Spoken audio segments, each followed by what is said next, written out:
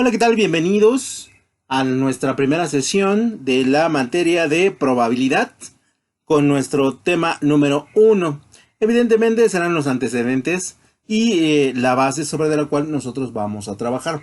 Debemos de mencionar que tenemos en temario pocos temas, ¿no? Tenemos 4, pero en cantidad es mucha la información o muchos los ejercicios que nosotros vamos a tratar de hacer. El objetivo de la materia, eh, por lo menos en mi concepto, debe variar un poco, ¿no? Sí les voy a enseñar la metodología de cómo hacer la probabilidad, ¿no? Pero más basada en elementos administrativos y en elementos de toma de decisiones. ¿Por qué? Porque la carrera que nosotros estudiamos va más enfocada en la toma de decisiones que nosotros realizamos a partir de los datos que tenemos, no en la elaboración o recopilación de la información y establecer la metodología de resultado.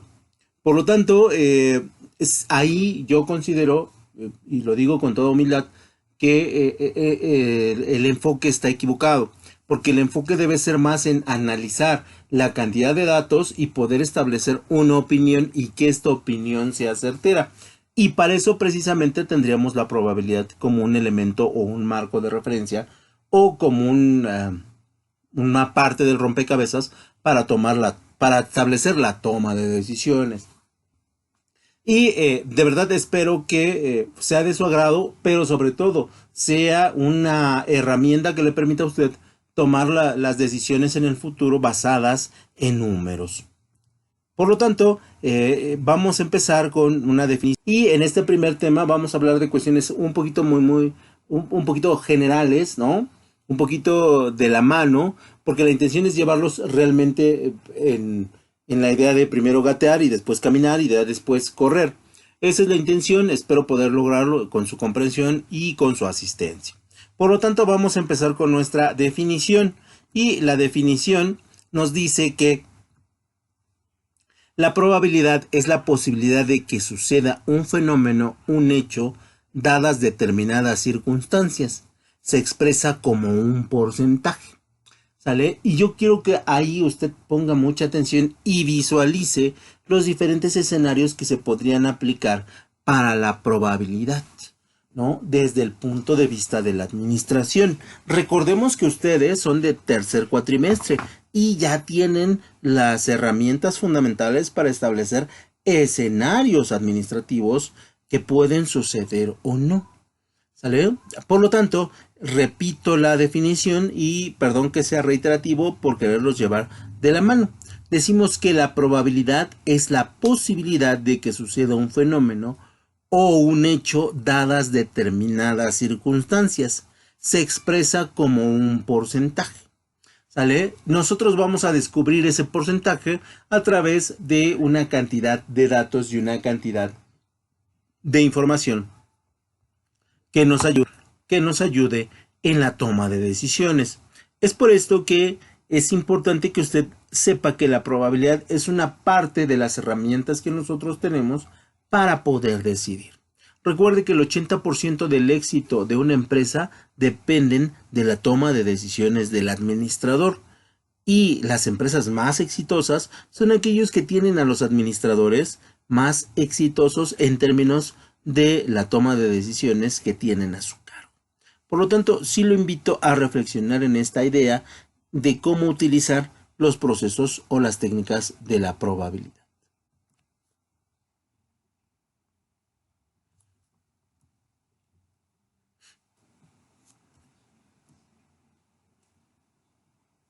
La probabilidad es entonces el nivel de certeza que tenemos sobre lo que ocurrirá en cierto evento. ¿Qué certeza tenemos de que el día sábado llueva? ¿Qué certeza tenemos de que el 50% de los alumnos aprueben la materia? ¿Qué posibilidad tenemos, qué probabilidad tenemos de que el 80% de los alumnos saquen 10? ¿Qué probabilidad tenemos de que el número total de alumnos aprueben? ¿Qué probabilidad tenemos de que el número total de alumnos reprueben? ¿Vale? Esa es la certeza con la cual nosotros debemos trabajar los procesos de la probabilidad. Y por lo tanto, nosotros desarrollemos técnicas y métodos matemáticos para lograrlo. Por lo tanto, la certeza es uno de los factores más complicados de establecer. ¿Por qué? Porque estamos sujetos a múltiples variables, sobre todo cuando hablamos de empresas, cuando hablamos de negocios y cuando hablamos de productos y servicios. Usted puede tener un gran producto, un gran servicio, pero a lo mejor sabe que tiene la certeza de que el producto se va a vender, pero posiblemente el clima interfiera en su proceso de ventas. Puede ser que el volumen de personas no es la suficiente para lograr la base cero de su presupuesto, ¿no? O de su costo. Y entonces son los elementos probabilísticos que tenemos que ir midiendo para que funcione nuestro negocio. La certeza se va a basar en dos variables. Entre dos valores, perdón, el 0 y el 1. Y cuando más cerca esté de la unidad significa mayor certidumbre, y cuando esté más alejado será más incertidumbre. Por lo contrario, cuando se aproxima a 0 existe menor seguridad del resultado final. ¿Qué quiere decir esto? Si la probabilidad se acerca a 1 o a 100% o a 1000% o a un 10.000.000%, hay más posibilidades de que el evento sea real. Pero si sea certero, pero si se acerca a 0, o sea, con la fórmula se acerca a 0, existe una menor seguridad de que el resultado final sea certero. ¿Estamos de acuerdo? Entonces, siempre vamos a medir la probabilidad en función de ceros y unos. Eso no quiero que se les olvide nunca, ¿sale? Porque lo vamos a expresar siempre en este contexto. De ceros, no probable, 1, muy probable. .99999, una certeza probable de que pase. .0001, muy improbable que suceda. ¿Sale? Si usted no se pierde en este punto, seguramente tendremos la posibilidad de que usted entienda perfectamente bien la materia.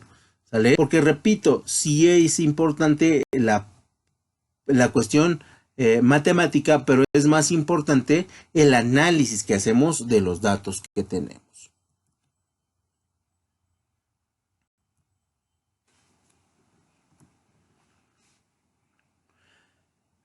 Para calcular la probabilidad en el sentido de Laplace es un científico que desarrolla muchas estructuras de la probabilidad, por eso se le considera como uno de los padres, ¿no? Se divide el número de sucesos favorables entre el número total de sucesos posibles, ¿sale? Esta es la base sobre la cual la probabilidad se fundamenta. Y repito, para calcular la probabilidad en el sentido de Laplace, se divide el número de sucesos favorables entre el número total de sucesos posibles. De 14 días nublados, ¿cuál será la probabilidad de que llueva en 3? ¿No? Esa es una respuesta que nosotros vamos a responder. Si pasan 1500 personas en un día en la plaza comercial, ¿cuál es la probabilidad de que se vendan un par de tenis de más de 4,000 pesos? Esa es la probabilidad que nosotros vamos a ir ajustando. Por eso es que la pandemia fue tan brutal para los negocios, porque nos quedamos sin variables, porque al no tener personas, los productos pues, básicamente no funcionan, no se venden, y ahí empezaríamos a tener problemas, porque no hay un número total de sucesos posibles. Y entonces ahí sí nos tenemos prácticamente atados de pies y manos, porque no teníamos forma de calcular cómo iban a suceder los eventos. Una vez que establecemos la definición de probabilidad, nosotros tenemos que asociarlo forzosamente con los conjuntos, con la teoría de los conjuntos, y espero lo pueda recordar muy bien, y espero lo pueda entender perfectamente bien, porque pues esto evidentemente lo vio en la secundaria, lo vio en el bachillerato, ¿no? Lo que son los conjuntos, y si no, bueno, pues trataremos de irlo explicando pues, de la mano.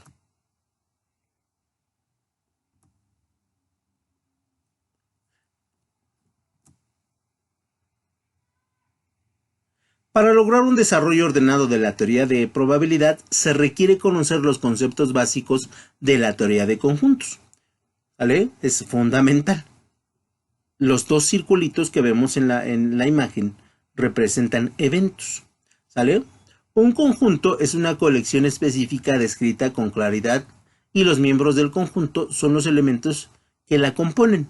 En este caso tenemos A, B y A y B. ¿Sale? Por lo tanto, sí es importante que nosotros consideremos que los conjuntos son elementos lógicos. ¿Por qué es importante la teoría de conjuntos? Porque los conjuntos utilizan la lógica y la lógica es el elemento fundamental por el cual ustedes toman decisiones. Aunque en ocasiones ustedes están fuera de toda lógica y toman decisiones que están fuera de ese concepto, ¿no? Y bueno, los resultados normalmente son desastrosos.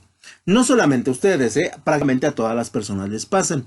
Pero la teoría de conjuntos se enseña con esa peculiaridad que nosotros utilicemos los elementos lógicos a nuestra disposición para tomar una decisión. Y entonces decíamos que es importante que nosotros enseñemos la lógica la teoría de conjuntos, porque utiliza la lógica para establecer el resultado en la probabilidad, donde tenemos A y B y evidentemente su intersección. Y la intersección es lo que nos interesa, porque es el evento que nosotros vamos a analizar, ¿sale? Y ese evento es el que nos puede dar un resultado cercano a 1 o cercano a 0. Y entonces ahí podríamos establecer cómo funciona en nuestro proceso probabilístico y cómo establecer una buena toma de decisiones. Por tanto, que nosotros consideremos la descripción de los conjuntos. Y la descripción de los conjuntos, hay tres formas de describir los conjuntos. Por enumeración, por comprensión o por diagrama de Venn. Los que nosotros vamos a utilizar prácticamente en la probabilidad son los que tienen que ver con los diagramas de Venn. Y los diagramas de Venn pues, se van a dividir de la siguiente manera. Aunque no son los únicos, solamente aquí, bueno, pues para darle entrada a la materia los vamos a explicar. El primero sería el conjunto universal. Es un conjunto formado por todos los elementos que se estudian en un contexto dado, ¿sale? Todos los elementos de A, todos los elementos de B separados en un universo.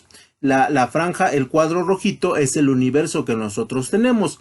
Nuestro universo puede ser tan amplio o tan pequeño como nosotros lo queramos determinar y como nosotros lo queramos estructurar. Por lo tanto, el conjunto universal va a analizar el total de elementos que están determinados por A o por B dentro de nuestro universo.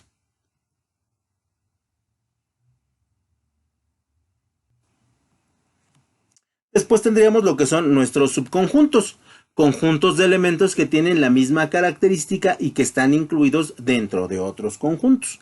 Este es bien importante en la administración y nosotros lo desperdiciamos mucho. La verdad es que, bueno, el trabajo de repente nos hace muy autómatas a la hora de ejercer las actividades en un negocio, en una empresa, en un emprendimiento. Pero este es el fundamental porque así sobre este se basa la teoría de sistemas de la administración. Y esta teoría de los sistemas habla de los subconjuntos y habla en términos administrativos de los subsistemas, ¿no? Donde dentro del sistema A existe un subsistema B o, para decirlo matemáticamente, dentro del universo hay un elemento, un conjunto A que contiene a un conjunto B. Y estos elementos son bien necesarios y bien importantes para que nosotros podamos entender cómo es que la teoría de sistemas se ejerce en la administración y cómo es tan importante para el logro de los resultados. Si usted no recuerda la teoría de los sistemas, hágamelo saber en la clase porque necesitamos explicarla para que ustedes vayan vinculando. Todo lo que vamos a hacer en clase es una vinculación, es una extrapolación del conocimiento matemático hacia el conocimiento administrativo. Por lo tanto, si usted se pierde, yo de repente le voy a empezar a hablar en chino o mandarín, ¿no? Y usted pues, prácticamente se va a aburrir porque no va a entender a lo que nos referimos.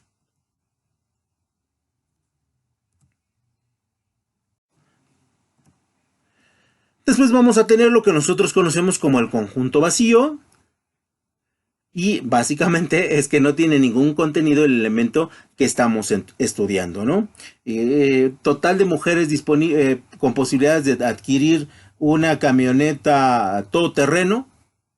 Puede ser que tengamos un conjunto vacío, que no haya mujeres que decidan comprar una camioneta 4x4 para rodar en el Sahara, ¿no? O sea, puede ser que ese universo esté vacío. Y entonces también lo tenemos que analizar y lo tenemos que llevar a determinar qué clientes podrían adquirir qué productos. Por ejemplo, sería algo interesante que me dirían qué productos ustedes nunca comprarían, porque por lo tanto ustedes entrarían en ese conjunto vacío. ¿Cuál sería el producto que en su vida comprarían? Dirían, yo no voy a comprar esto, ni aunque me lo regalaran, lo tiraría, ¿no? Porque eso ejemplificaría muy bien lo que es este tipo de conjuntos.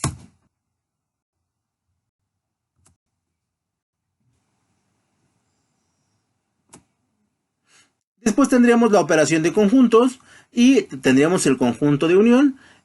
Sean dos conjuntos A y B, la unión de estos conjuntos son todos los elementos que están en A y que están en B. En ejemplo, tenemos el conjunto A que tiene 1, 2, 3 y en el conjunto B tenemos 6, 7, 8 y 9. Por lo tanto, la unión y no la intersección, ojo, porque hay que diferenciar, sería 4 y 5. ¿Estamos de acuerdo? Y en esos procesos sería importante que ustedes lo consideraran. Aquí tenemos la unión, ¿sale? Los conjuntos que se unen.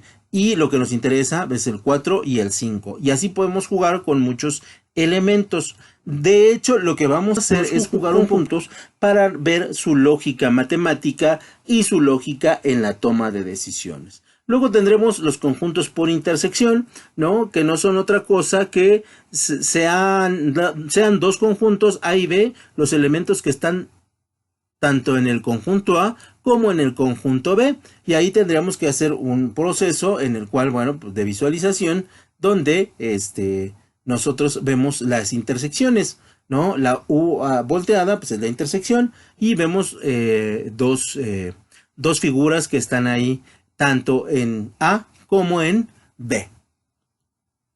Y ahí lo ven ustedes en grande, por si no queda claro. Después tendríamos los complementos de dos conjuntos. El complemento del conjunto A es el conjunto de todos los elementos del universo que no están en A y están definidos. Y entonces ahí está el conjunto que no está en A, pero que está en el universo. Por lo tanto, ahí tenemos nuestra explicación de dicho conjunto.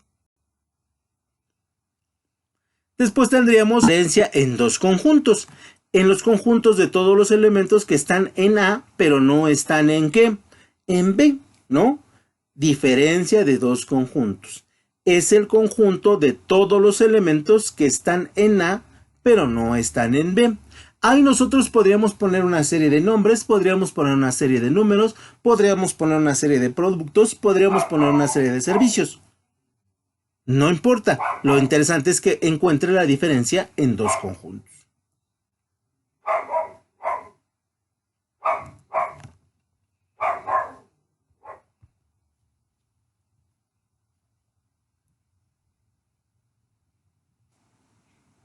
Y eso sería todo por mi parte, muchachos. Espero que lo hayan entendido. Ya en la clase vamos a hablar un poquito más a fondo de estos elementos y vamos a poner más ejemplos. Realmente va a ser una clase de ejemplos para que ustedes me puedan ir diciendo hacia dónde nos dirigimos. ¿Sale? Y por su atención, muchas gracias. Les agradezco y nos vemos en la clase Zoom.